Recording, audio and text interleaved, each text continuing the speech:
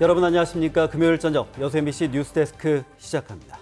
5.18 민주화 운동을 바라보는 부정적인 시선은 여전히 보수 진영 내에서 존재하고 있습니다. 지난해 당시 자유한국당 의원들의 망언이 대표적 사례인데요.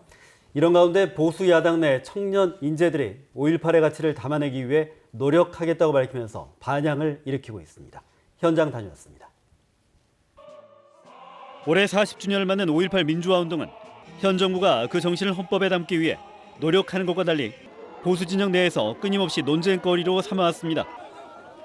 지난해 당시 황교안 자유한국당 대표가 시민들의 격렬한 항의를 받기도 했고, 이에 앞서 자유한국당 일부 의원들이 5.18 북한군 개입 수사를 주장한 극우 논객을 초청해 공청회를 열면서 공분을 일으켰습니다.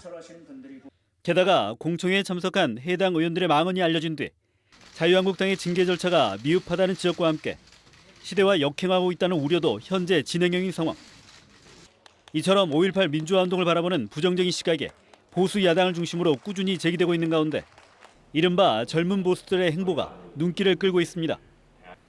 특히 지난 총선 당시 순천 출마를 자청했던 천하람 미래통합당 후보가 5.18의 역사적 가치를 담아내기 위해 노력하겠다고 밝힌 것은 긍정적 반향을 이끌어내고 있습니다.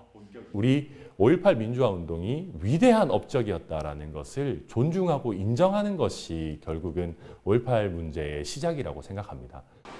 비록 저조한 득표율로 낙선했지만 대구 출신으로 당의 영입 인재였던 그가 의미 있는 발언을 한 계기는 반성과 성찰.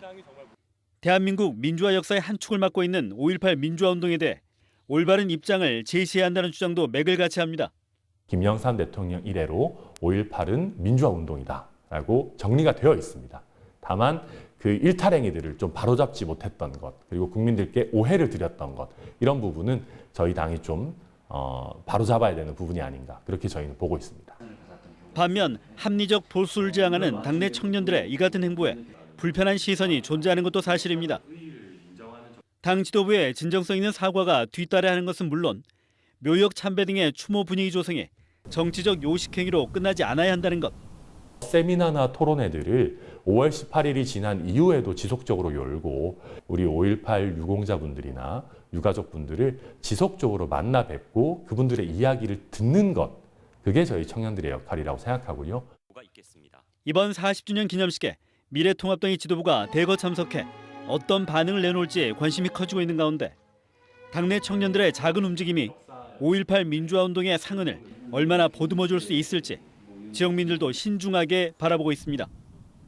MBC 뉴스 김종수입니다.